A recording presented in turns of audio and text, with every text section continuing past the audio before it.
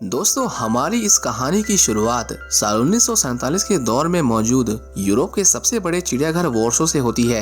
Poland के Warsaw शहर में स्थित इस चिड़ियाघर को डॉक्टर जैन जबिंस्की और उनकी पत्नी एंटोनिना चलाती थीं। दोनों के लिए ये चिड़ियाघर किसी सुनहरे गुलदस्ते से कम नहीं था, जहां हर एक जानवर उनके लिए उस जू की शान था। खास तौर पर अगर बात करें एंटोनिना की, तो उसे चिड़ियाघर के सभी छोटे बड़े जानवरों से खासा लगाव था और वो अपना सारा दिन जानवरों का ख्याल रखने में बिता दिया करते थे।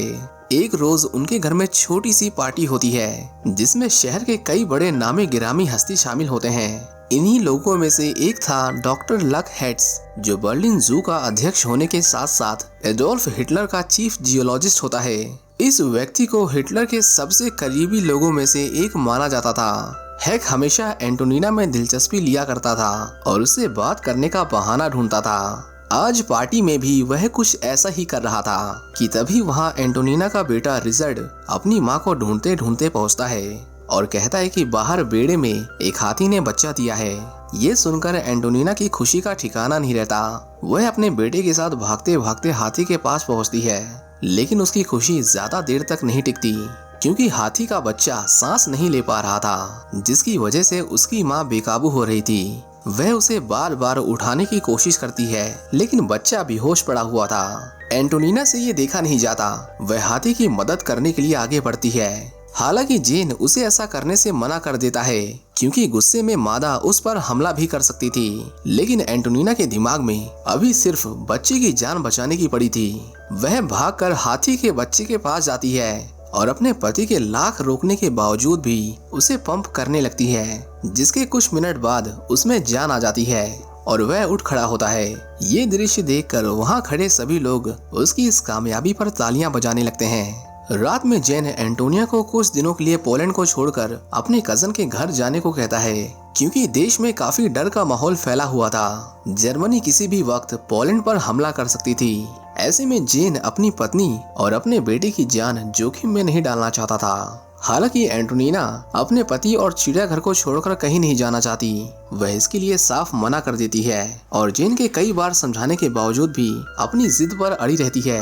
ऐसे ही समय बीतता जाता है और फिर एक सुबह जब एंटोनिना चिड़ियाघर में साइकिलिंग कर रही थी, तभी उसे आसमान में जर्मनी के प्लेन्स नजर आते हैं। दिन था 1 सितंबर 1939। इस रोज जर्मन वायु सेना पोलैंड पर हवाई हमला शुरू कर देती है। इस दिन जेन भी अपने घर पर नहीं होता, इसीलिए अपने पति के बताए मुताबिक एंटोनिना अपने बेटे रिचर्ड के साथ घर में दाखिल होती है और सभी सामानों को पैक करके सीधा अपने कजन के घर जाने के लिए बाहर निकलती है। बाहर जब उसकी नजर चिड़ियाघर पर पड़ती है तो बेचारी दंग रह जाती है, क्योंकि चारों तरफ सिर्फ तबाही मची हुई थी। जू के कई जानवर इस बमबारी में मारे गए थे और जो बचे थे वो अब शहर में खुला घूम रहे थे। किसी तरह एंटोनिना अपने बेटे के साथ रेलवे स्टेशन पहुंचती है। यहाँ काफी भीड़ थी, हर कोई शहर से दूर जाना चाहता था, लेकिन आसमान में उड़ रहे जर्मन प्लेन्स की वजह से सारी ट्रेनें रद्द थीं। रेलवे प्रशासन सभी को उनके घर वापस जाने की सलाह देता है। इसी दौरान एंटोनिना को स्टेशन पर उसका पति जेन दिखाई देता है, जो उन्हें ढूंढते ढूंढते यहाँ तक पहुँचा था। अपनी पत्नी और बच्चे को देखकर जेन राहत की सांस लेता है और उन्हें वापस जू लेकर जाता है। जर्मन बमबारी की वजह से पूरा जू तहस नहस हो चुका था। उनकी बरसों की मेहनत पर पानी फिर चुका था। दोनों पति पत्नी काफी दुखी थे, लेकिन अब वो चाह कर भी कुछ नहीं कर सकते थे। शाम को रेडियो के जरिए उन्हें मालूम पड़ता है कि जर्मनी ने पोलैंड पर कब्जा कर लिया है और देखते ही देखते नाजी सेना उनके चिड़ियाघर पर भी अपना हक जमा लेती है। अगले दिन डॉक्टर हैक एंटोनिना से मिलने आता है। वह उसे सहानुभूति देते हुए कहता है कि अब तुम्हारा चिड़ियाघर नाजी सैनिकों के कब्जे में आ चुका है और जिन जानवरों को तुमने इतने प्यार दुलार से पाला पोसा है, उन्हें जर्मन सैनिक अपना रोज का निवाला बना रहे हैं। हालांकि तुम्हें परेशान होने की जरूरत नहीं, मैं इसमें तुम्हारी मदद कर सकता हूँ। अगर तुम चाहो तो मैं तुम्हारे इन जानवरों को सही सलामत जर्मनी लेकर जा सकता हूँ। वहाँ इनका अच्छे से ख्याल रखा जाएगा। एंटोनिना उसके लिए इसका शुक्रिया अदा करती है और कहती है कि क्या हो अगर पोलैंड की सेना जर्मनी पर हमला कर दे और फिर वहाँ भी इन जानवरों को मार दिया जाए। हैक कहता है कि ऐसा कभी नहीं हो सकता। क्योंकि पोलैंड की सेना जर्मनी के सामने बेहद कमजोर है, वह हमारा कुछ नहीं बिगाड़ पाएंगे।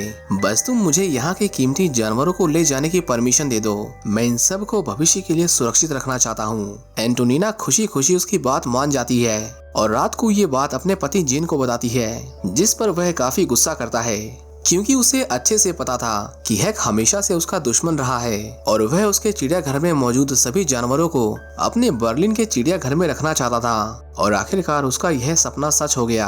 सुबह हैक एक बड़ा सा ट्रक लेकर आता है और जिन जिन जानवरों की उसे जरूरत थी वह चिड़ियाघर से सभी को लेकर चला जाता है। धीरे धीरे समय बीतता है और ठंड आ जाती है।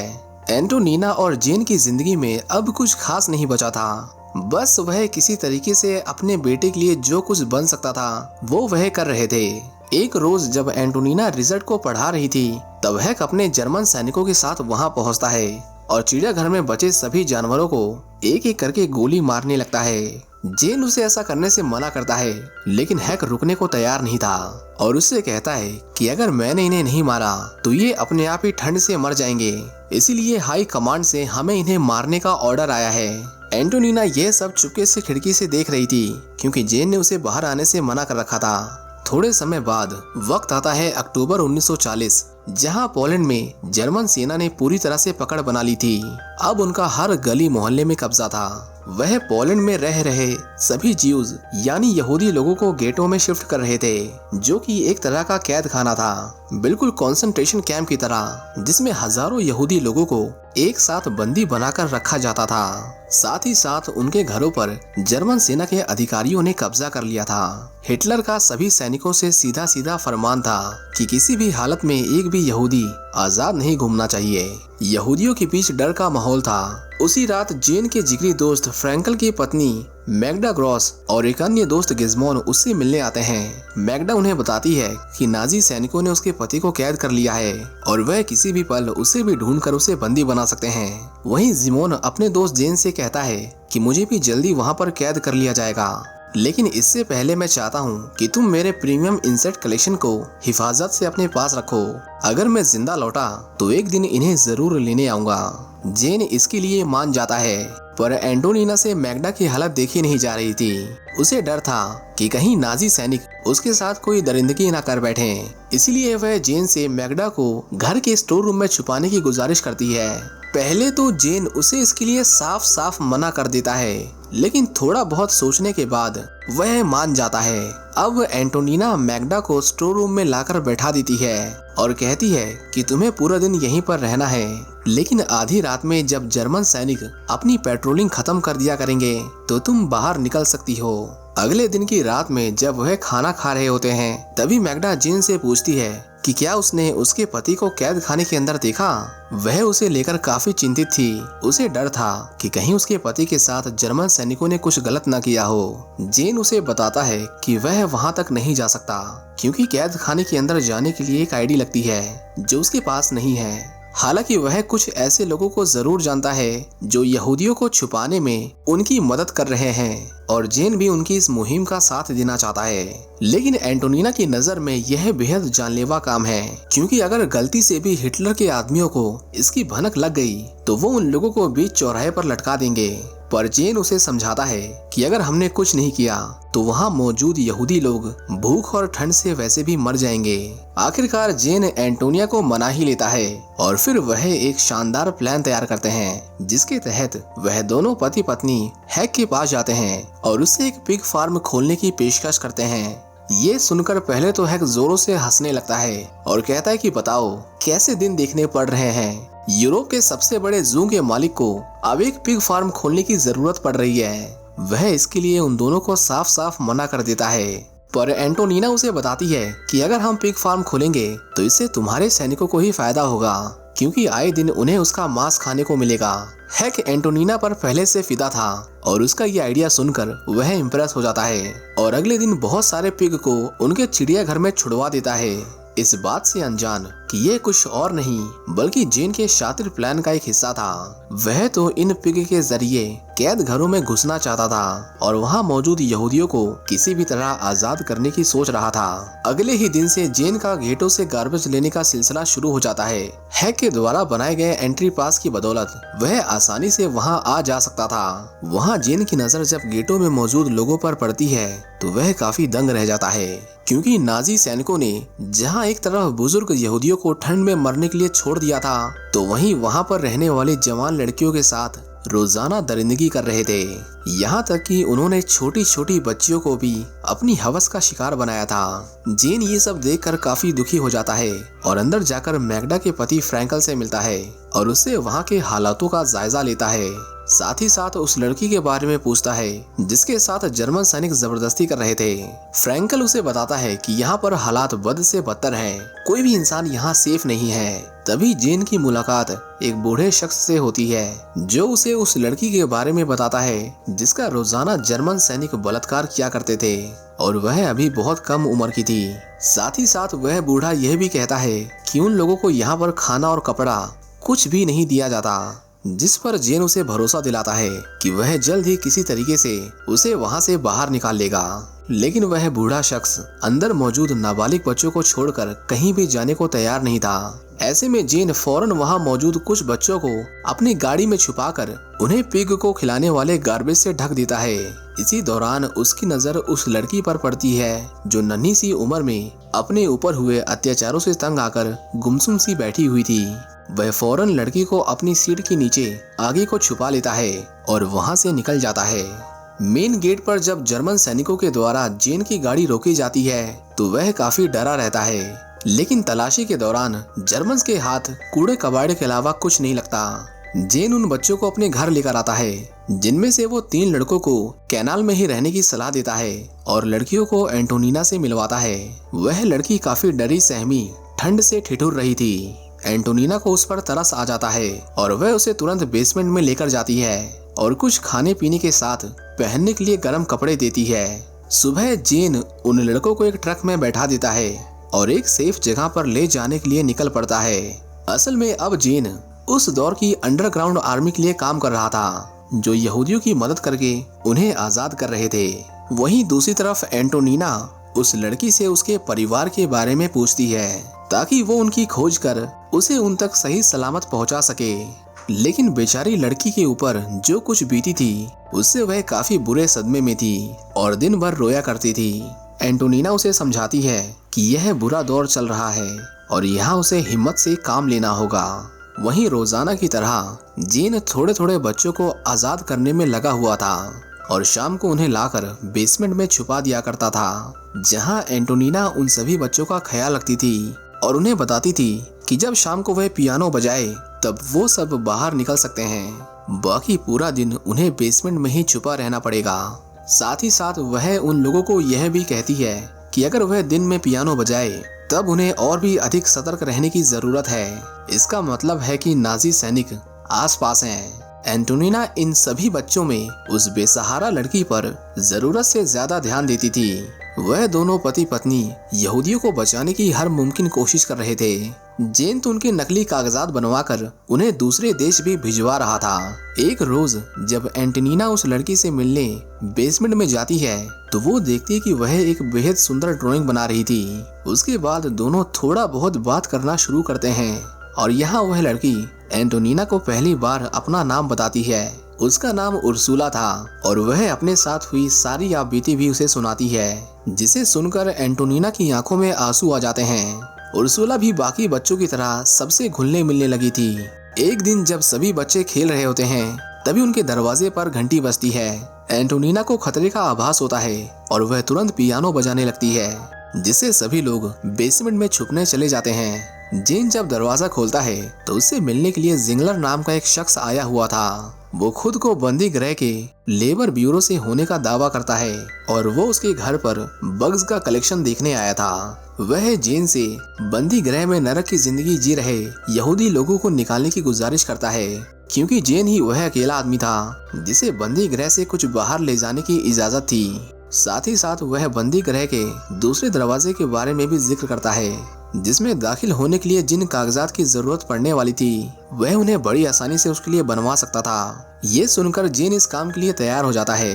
अब अगले ही दिन जेन उन पेपर्स की मदद से मैग्डा के पति फ्रैंकल को वहाँ से बाहर निकालने में कामयाब होता है। और जब मैग्डा अपने पति को जीवित देखती है तो उसकी आंखें भर आती हैं। रात में जब वह चारों आपस में बात कर रहे होते हैं तभी फ्रैंकल जेन से कहता है कि तुमने मुझे बंदी गृह से छुड़वाकर बहुत ही खतरनाक काम किया है, तुम मेरी वजह से फंस सकते हो। तभी एंटोनिना पियानो बजाना शुरू करती है, जिसके कुछ सेकंड के बाद बेसमेंट में मौजूद सभी छुपे हुए यहूदी लोग एक एक करके बाहर आने लगते हैं और इन्हें देखकर फ्रैंकल की आंखें भर आई थीं। उसे विश्वास नहीं हो रहा था कि जेन ने ये सब कैसे और आखिर क्यों किया था। कुछ ही दिनों बाद हैक किसी न किसी बहाने से एंटोनिना से मिलने आया करता था और दोनों के बीच नजदीकियां बढ़ाने की कोशिश करता था। जब इस बात का पता जेन को चलता है तो उसका दिल टूट जाता है, पर एंटोनिना ये सब जानबूझकर नहीं कर रही थी, बल्कि ये सब वह ज्यूस लोगों को बचाने के लिए कर रही थी, जिनका इस दुनिया में उनके सिवा कोई नहीं था। वो नहीं चाहती थी कि किसी भी तरह हैक को उन यहूदियों के बारे में पता चले और उसका पति किसी तरह के खतरे में पड़ जाए। इसके कुछ महीने बाद वक्त आता है अगस्त 1942, जहां पर सभी यहूदियों को बंदी गृह से निकालकर कंसंट्रेशन कैंप की ओर ले जाया जा रहा था। जी हाँ, हिटलर का वही कंसंट्रेशन कैंप जहां पर दूसरे विश्व युद्ध के दौरान न जाने कितने करोड़ यहूदियों को जिंदा मौत के हवाले कर दिया गया था। बच्चे हो या बूढ़े, सभी को एक एक करके ट्रेन में बैठाया जा रहा था। जेन जब उन बच्चों को ऐसी हालत में देखता है तो उसे काफी दुख होता है, क्योंकि वह उन लोगों के लिए कुछ भी नहीं कर सकता था। ये दुख उसके लिए और भी गहरा हो जाता है जब वह अपनी पत्नी के साथ हैक को देखता है। यहाँ हैक एंटोनिना को छूने की कोशिश कर रहा था, मगर तभी जेन आ जाता है। इस बात का उसके ऊपर काफी बुरा प्रभाव पड़ा था और रात में वो अपनी पत्नी से इसके लिए झगड़ा भी करता है, लेकिन वह दोनों यह बात अच्छे से समझ रहे थे कि वो मजबूर हैं और इस समय उनको सामने पड़ने वाले हर बुरे वक्त के लिए खुद को संभालना होगा। कुछ दिनों बाद हिटलर का जन्मदिन होता है, जिसके मौके पर यह आदेश आता है कि देश भर में मौजूद सभी बंदी गृहों को हमेशा हमेशा के लिए बंद किया जा रहा है। ये खबर जब एंटोनिना और घर में मौजूद सभी लोग सुनते हैं तो उन्हें काफी खुशी होती है, पर तभी एंटोनिना को बाहर हवा में कुछ उड़ता हुआ नजर आता है। वह बाहर जाकर देखती है तो वह राख थी। जी हाँ, जिंदा लोगों की राख, यानी बेरहम नाजी सैनिकों ने न केवल बंदी गृहों को बंद किया था, बल्कि उसके अंदर मौजूद सभी यहूदी लोगों को भी जिंदा जला दिया था। दूसरी तरफ जेन ने ज्यूस लोगों को बाहर निकालने के लिए जो नकली दस्तावेज बनाए थे वह सभी पकड़ लिए गए थे और उन लोगों को जर्मन्स के द्वारा मौत के घाट उतार दिया जाता है। हैक जब नकली दस्तावेज बनाने वाले की पहचान करने के लिए शहर में घूम रहा था तो उसे जेन दिखाई देता है, जो कि उन्हीं में से एक आदमी से कुछ बातें कर रहा था। हैक को अब जेन पर शक होने लगता है और एक दिन वो बिना किसी को बताए उनके घर में पहुंच जाता है। घर में जेन का बेटा था, जो बताता है कि उसके पिता कुछ दिनों के लिए शहर के बाहर गए हुए हैं और माँ एंटोनिना की आज डॉक्टर से अपॉइंटमेंट है। दरअसल एंटोनिना प्रेग्नेंट थी और कुछ ही महीनों बाद वह एक प्यारी सी बच्ची को जन्म देती है, जिसका नाम टेरेसा होता है। उसके परिवार में दोबारा से खुशियां लौट आती हैं। समय का चक्र घूमता है और अब वक्त था अगस्त 1944, जहां धीरे धीरे जर्मन सैनिकों की तादाद कम हो रही थी और वह कमजोर पड़ रहे थे। वहीं जेन पोलैंड रेसिडेंस आर्मी का हिस्सा बन चुका था और पोलैंड की आजादी के लिए नाजियों से युद्ध कर रहा था। एक दिन लड़ाई के दौरान जेन को कुछ जर्मन सैनिक बंदी बना लेते हैं। जब ये बात एंटोनिना को मालूम पड़ती है तो वह काफी दुखी होती है, क्योंकि उसे अभी तक नहीं पता था कि आखिर वह उसे कहां लेकर गए हैं और उसके पति के साथ क्या करने वाले हैं। ऐसे में एंटोनिना को हैक का ख्याल आता है और वो जेन को ढूंढने के लिए उसकी मदद मांगने जाती है, लेकिन हैक की गंदी नजर अभी भी एंटोनिना पर थी और वह अपने ऑफिस में उसे अकेला पाकर उस पर जबरदस्ती करने की कोशिश करता है, मगर एंटोनिना इसके लिए साफ मना कर देती है। हैक को अब उस पर भी शक होने लगा था, इसलिए वो आखिरी बार वॉर्शो जू की तलाशी लेने जाता है। लेकिन उससे पहले ही एंटोनिना वहां से सभी यहूदियों को दूसरी जगह शिफ्ट कर चुकी थी। अब घर पर सिर्फ उसका बेटा बचा था, जिसे वह बेसमेंट में लॉक कर देती है। हैक भी बेसमेंट की तरफ बढ़ता है, जहां उसे दीवार पर उर्सुला की बनाई हुई ड्राइंग मिलती है, जिसे देखकर वो समझ जाता है कि यहाँ पर यहूदी बच्चों को छुपाया गया था। बेसमेंट में हैक को देखकर रिजल्ट वहां से भागने की कोशिश करता है, हैक उस पर गोली चलाने ही वाला था कि तभी वहाँ पर एंटोनिना आ जाती है और वह अपने बेटे की जान की भीख मांगने लगती है। हैक गोली तो चलाता है लेकिन ना जाने क्या सोचकर वह उसके बेटे को जिंदा छोड़ देता है। इसके बाद हमें 1 साल बाद का दृश्य दिखाया जाता है।